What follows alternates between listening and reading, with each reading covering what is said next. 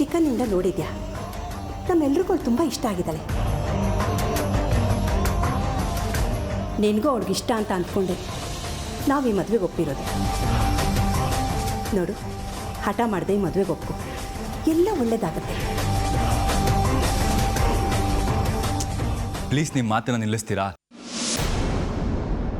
ನನಗೆ ಮದುವೆಗೆ ಇಷ್ಟ ಇಲ್ಲ ಅಂದ್ರೂ ಯಾಕೆ ಬಲವಂತ ಮಾಡ್ತಾ ಇದ್ದೀರಾ? ಅದು ಹಾಗಲ್ಲ ಕಣೋ. ಮಯೂರಿನ ನಾನು ಚಿಕ್ಕ ವಯಸ್ಸಿಂದ ನೋಡಿದ್ದೀನಿ, ನಿಜ. ನಾನು ಅವಳು ಒಟ್ಟಿಗೆ ಓದಿದ್ವಿ, ಅದು ನಿಜ.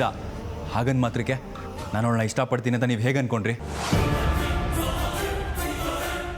ಮಯೂರಿ ನನಗೆ ಫ್ರೆಂಡ್ ಅಷ್ಟೇ. ಫ್ರೆಂಡನ್ನು ಏನಾದರೂ ಮದುವೆ ಆಗ್ತಾರಾ? ಅದೆಲ್ಲದಕ್ಕಿಂತ ಹೆಚ್ಚಾಗಿ ನನಗೆ ಮದುವೆ ಆಗೋದಕ್ಕೆ ಇಷ್ಟ ಇಲ್ಲ. ಇದ್ರ ಮೇಲೂ ನೀವು ಮದುವೆ ಆಗುವಂಥ ಬಲವಂತ ಮಾಡಿದ್ರೆ,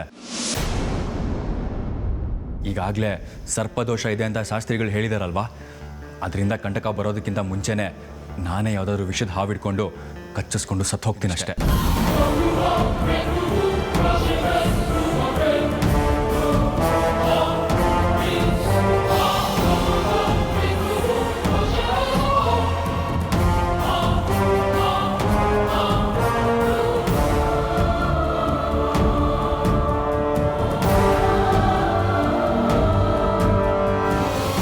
ಅರ್ಜುನ್ ಮಾತು ಕೇಳಿ ನಿಂಗೆ ಎಷ್ಟು ಬೇಸರ ಆಗಿದೆಯೋ, ನಮಗೂ ಅಷ್ಟೇ ಬೇಸರ ಆಗಿದೆ. ಯೋಚನೆ ಮಾಡಬೇಡ, ಇವತ್ತೊಂದು ದಿವಸ ಸುಮ್ಮನೆ ಇರು.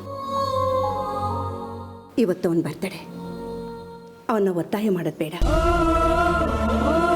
ಪಾರ್ಟಿ ಮುಗೀಲಿ, ನಾನೇ ಅವನ ಹತ್ರ ಮಾತಾಡಿ ಈ ಮದುವೆಗೆ ಒಪ್ಪಿಸ್ತೀನಿ. ಸಮಯ ನೋಡಿ ಅವನ ಹತ್ರ ಮಾತಾಡಿ ನಾನು ಮದುವೆಗೆ ಒಪ್ಪಿಸ್ತೀನಿ, ಸರಿನಾ? ಅದು ಹಾಗಲ್ಲ ಅಜ್ಜಿ. ಅರ್ಜುನ್ ನಾನು ಬರೀ ಫ್ರೆಂಡ್ ಅಂತ ಅಷ್ಟೇ ಹೇಳ್ತಿದ್ದಾನೆ. ಅಂಥದ್ರಲ್ಲಿ ನನ್ನ ಮದುವೆ ಆಗಕ್ಕೆ ಒಪ್ಕೋತಾನ? ಯಾಕೆ ಒಪ್ಕೊಳ್ಳಲ್ಲ? ಯಾಕೆ ಯಾರು ಅವ್ರ ಫ್ರೆಂಡ್ನ ಮದುವೆ ಆಗಿ ತಮ್ಮ ಬಾಳ ಸಂಗಾತಿಯಾಗಿ ಮಾಡ್ಕೊಂಡಿಲ್ವಾ? ಮಯೂರಿ, ಅರ್ಜುನ್ ಹೇಳಿದ ಮಾತನ್ನ ತಲೆಗೆ ಹಾಕೊಂಡು ನೆಮ್ಮದಿ ಕೆಡಿಸ್ಕೋಬೇಡ. ಅದು ನಾವಿದ್ದಕ್ಕಿದ್ದ ಹಾಗೆ ಮದುವೆ ಪ್ರಸ್ತಾಪ ಮಾಡಿದ್ವಲ್ಲ, ಅದಕ್ಕೆ ಅವನು ಹಾಗೆಲ್ಲ ಮಾತಾಡ್ದ. ನೋಡು, ಹೇಳೋ ರೀತಿಯಲ್ಲಿ ಹೇಳಿದ್ರೆ ಅವನು ಖಂಡಿತ ಈ ಮದುವೆಗೆ ಒಪ್ಕೋತಾನಮ್ಮ. ನೋಡು, ಈಗ ಇದನ್ನೆಲ್ಲ ಮರೆತು ಅರ್ಜುನ್ಗೆ ಏನಿಷ್ಟ ಅನ್ನೋದನ್ನ ಅರ್ಥ ಮಾಡಿಕೊಂಡು ಅದ್ರ ಕಡೆ ಗಮನ ಕೊಡು.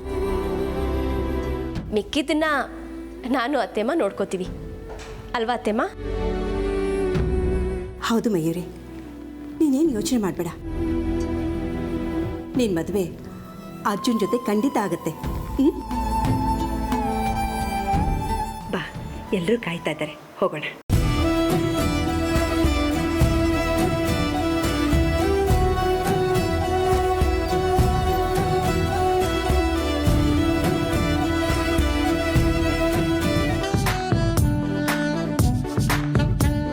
ಎಲ್ಲೋದ್ಲಪ್ಪ ಇವಳು?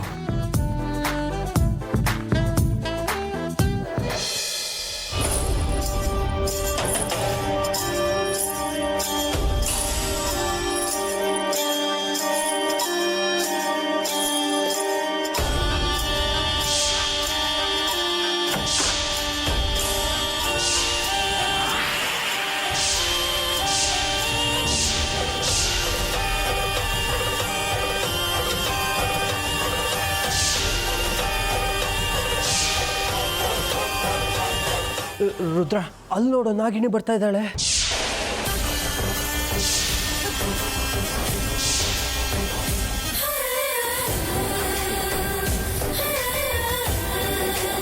ಅವಳು ನಾಗಿಣಿ ಅಲ್ಲ, ನಮ್ಮನೆ ಹುಡುಗಿ ಮಯೂರಿ.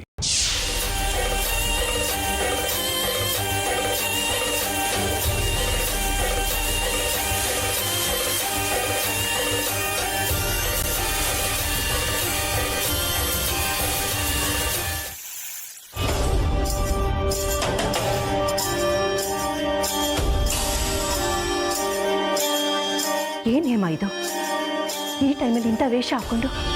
ಛೇ,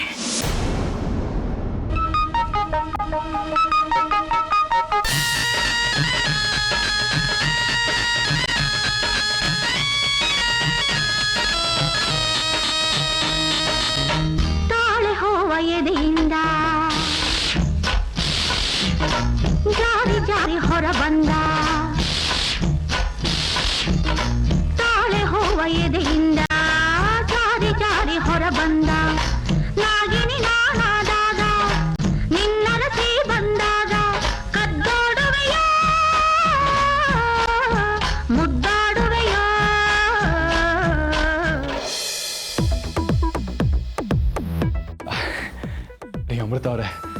ಕೊನೆಗೂ ಬಂದ್ರಿ ಅಲ್ವಾ? ನಂಗೆ ಗೊತ್ತಿತ್ತು ಕಣ್ರಿ ನೀವು ಬಂದೇ ಬರ್ತೀರಾ ಅಂತ.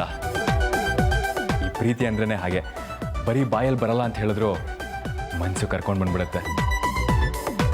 ಇದರಿಂದನೇ ಗೊತ್ತಾಗುತ್ತೆ ನೀವು ನನ್ನ ಎಷ್ಟು ಪ್ರೀತಿಸ್ತೀರಾ ಅಂತ. ನೀವು ಅಂದ್ಕೊಂಡ ಹಾಗೆ ನನಗೆ ನಿಮ್ಮ ಮೇಲೆ ಯಾವ ಪ್ರೀತಿನೂ ಇಲ್ಲ. ನಾನಿದು ನಿಮ್ಮ ಮನೆ ಅಂತ ಗೊತ್ತಿಲ್ಲೇ ಬಂದಿರೋದು, ಅದು ನನ್ನ ಶತ್ರುನ ಹಿಂಬಾಲಿಸ್ಕೊಂಡು. ಹೌದು, ನಿಮಗೆ ನನ್ನ ಮನೆ ಹುಡ್ಕೋದಕ್ಕೆ ಕಷ್ಟ ಆಗಲಿಲ್ವಾ? ಹೇಗೆ ಕಷ್ಟ ಆಗುತ್ತೆ ಹೇಳಿ? ಪ್ರಾಮಾಣಿಕವಾಗಿ ಏನಾದ್ರು ಕೇಳ್ಕೊಂಡ್ರೆ ಆ ದೇವರು ಸಹಾಯ ಮಾಡ್ತಾನಂತೆ. ನಾನು ಈಗಲೂ ನಂಬೋದು ಆ ದೇವ್ರನ್ನ ಮಾತ್ರ. ಅವನೇ ನಿಮ್ಮನ್ನ ಇಲ್ಲಿ ಕರ್ಕೊಂಬಂದಿದ್ದಾನೆ ಅಂತ ಅನ್ಕೋತೀನಿ. ಈ ವರ್ಷ ಬರ್ಡೇನ ಹೀಗೆ ಸೆಲೆಬ್ರೇಟ್ ಮಾಡಿದೆ.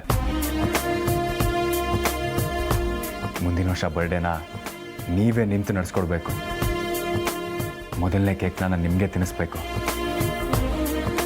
ಥ್ಯಾಂಕ್ಸ್ ಅಮೃತ ಅವರೇ, ಥ್ಯಾಂಕ್ ಯು ಸೋ ಮಚ್ ಬಂದಿದ್ದಕ್ಕೆ. ಪ್ರೀತಿಸಿದವ್ರನ್ನ ಪ್ರೀತಿನೇ ಪ್ರೀತಿಸಿದವ್ರ ಮನೆ ಕರ್ಕೊಂಬರುತ್ತೆ ಅಂತ ಎಲ್ಲೋ ಓದಿದ ನೆನಪು. ಅದು ನನ್ನ ನಿಮ್ಮ ವಿಷಯದಲ್ಲೇ ನಿಜ ಆಗೋಯ್ತು ನೋಡಿ. ಏನ್ರಿ ಹಾಗೆ ನೋಡ್ತಾ ಇದ್ದೀರಾ? ಓಹ್, ತುಂಬ ಜನ ಬಂದಿದ್ದಾರೆ ಅಂತನಾ? ತುಂಬ ಜನ ಬಂದಿದ್ದಾರೆ ನಿಜ. ಆದರೆ ನನ್ನ ಬರ್ಡೇಗೆ ನೀವು ಬರಬೇಕಾಗಿತ್ತು, ಬಂದ್ರಿ, ಅಷ್ಟು ಸಾಕು. ನಾನು ಕರೆದಾಗ ಬರಲ್ಲ ಅಂತ ಹೇಳ್ತಾ ಇದ್ರಿ. ಅದು ಅಲ್ಲದೆ ಇಷ್ಟೊತ್ತು ಬರ್ತಾ ಇದ್ದದ್ದು ನೋಡಿ ನೀವು ಬರಲ್ವೇನೋ ಅಂತ ಅಂದ್ಕೊಂಡಿದ್ದೆ. ಥ್ಯಾಂಕ್ ಗಾಡ್, ನೀವು ಬಂದಿದ್ದು ನನಗೆ ತುಂಬ ತುಂಬ ಸಂತೋಷ ಆಗ್ತಾ ಇದೆ. ನೀವು ನನ್ನ ಕಿವಿಲಿ ಬಂದು ಐ ಲವ್ ಯು ಅಂತ ಹೇಳಿದಷ್ಟೇ ಖುಷಿ ಆಯಿತು.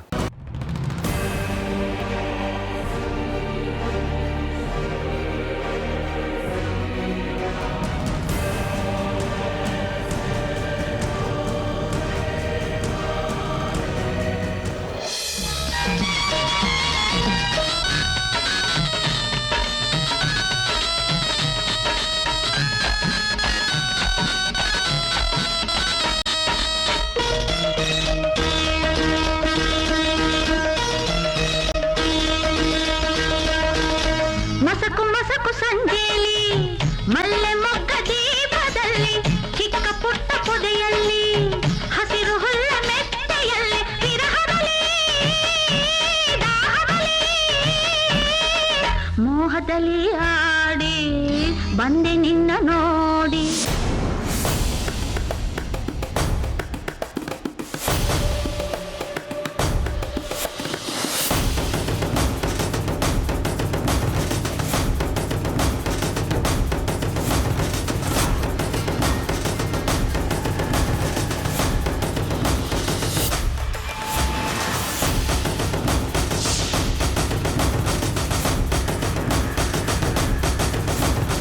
ಏನು ಪುಟ್ಟ? ಅಂಕಲ್ ಅಕ್ಕ ಡ್ಯಾನ್ಸ್ ಮಾಡ್ತೀರಾ? ನಂಗೆ ಕಾಣಿಸ್ತಿಲ್ಲ, ಸ್ವಲ್ಪ ಎತ್ಕೊಳ್ತೀರಾ? ಹೌದಾ?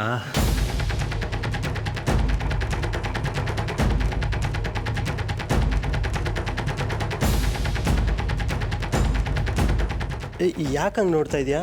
ನಿನ್ನ ಹೆಸರೇನಮ್ಮ?